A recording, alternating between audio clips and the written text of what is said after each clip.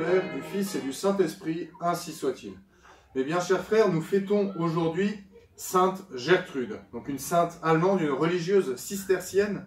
Elle est née en 1256 et morte en 1301.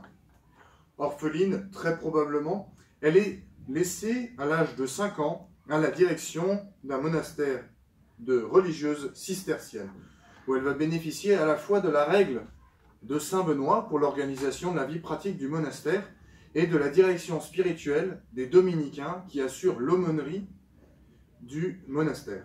Donc elle va bénéficier à la fois de l'héritage spirituel bénédictin et dominicain, les deux grands ordres qui ont façonné le Moyen-Âge chrétien. Son éducation va être confiée à la sœur de l'abbesse qui est âgée de 20 ans. Ça nous montre notamment qu'au Moyen-Âge, nous avions de toutes jeunes filles qui pouvaient déjà se charger de l'éducation d'une enfant de 6 ans et qui s'en tirait très bien. Elle va apprendre les arts libéraux, donc notamment ce que les anciens appelaient le trivium et le quadrivium. Donc la grammaire, la dialectique, la rhétorique, l'arithmétique, la musique, la géométrie et l'astronomie.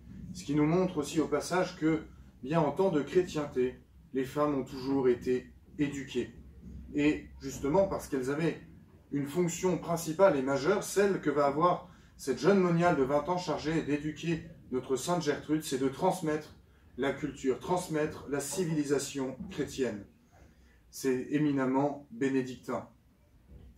Plus tard, elle écrira. Elle écrira à la fois en allemand et en latin, réservant le latin pour les ouvrages les plus importants. Elle va écrire énormément d'œuvres spirituelles, mais aussi des œuvres d'exégèse, ou alors des compilations patristiques, en prenant des œuvres différentes des pères de l'Église, différentes phrases, et en les réunissant pour faire des livres de méditation.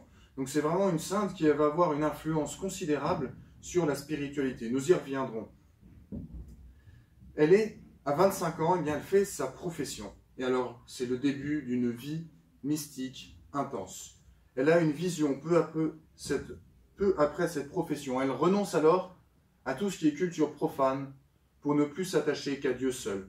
Tout ce qui était profane l'a certes lui a permis d'avoir une meilleure connaissance de Dieu, d'avoir tous les éléments intellectuels pour connaître le bon Dieu, mais à partir de maintenant, elle sera, et ce dès le milieu du Moyen-Âge, en fait, l'apôtre du Sacré-Cœur. Cette dévotion, qui était née en fait au soir de la Cène, quand Saint Jean se penche sur le cœur de notre Seigneur, eh bien, elle va avoir plusieurs apôtres au fil des siècles. Et au cœur du Moyen-Âge, ce sera notre Sainte Gertrude, qui va, 3 siècles seulement, avant Sainte Marguerite Marie Alacoque, qui va se faire l'apôtre du Sacré-Cœur et transmettre ce flambeau. Ça nous montre aussi que bien, au cœur du Moyen-Âge, que souvent on qualifie de siècle de fer et de feu, d'obscurantisme, eh bien la vraie dévotion, c'est dévotion vraiment à l'amour du bon Dieu que le bon Dieu a pour nous, et pas seulement une dévotion d'obligation, une obéissance matérielle aux préceptes de l'Église et du bon Dieu. Eh bien non, au contraire, même au Moyen-Âge, les gens obéissaient par amour, amour du Sacré-Cœur, de ce cœur qui a tant aimé les hommes. Cet amour de Dieu, eh bien, elle l'a puisé d'abord dans l'étude. On va avoir peut-être les deux points qui pourraient inspirer nos journées, inspirer notre journée, tout du moins, celle d'aujourd'hui.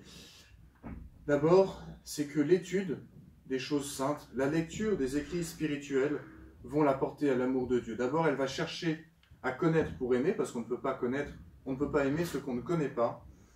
Puis, l'amour va devenir le moteur de sa connaissance. C'est par amour qu'elle va continuer à apprendre. Et la deuxième chose, eh bien, c'est qu'elle va mener une vie cachée. La vie des religieuses cisterciennes est une vie faite toute d'humilité, comme Notre-Dame à Nazareth, vous savez, au moment de l'Annonciation, elle est cachée, retirée dans sa chambre. Et c'est la vie qui plaît le plus au bon Dieu. C'est une vie qui semble inutile aux yeux du monde, mais pour Dieu, nos vies ne sont pas de l'ordre de l'utile. Ce sont les choses qui sont de l'ordre de l'utile. Mais pour le bon Dieu, les êtres humains ne sont pas utiles, ils sont aimés.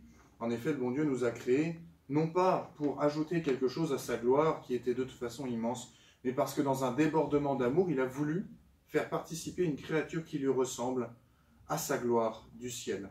Et c'est pourquoi bien il nous a créés, pour que nous puissions à notre tour le connaître, l'aimer, l'adorer, le servir comme nous l'apprenons au catéchisme.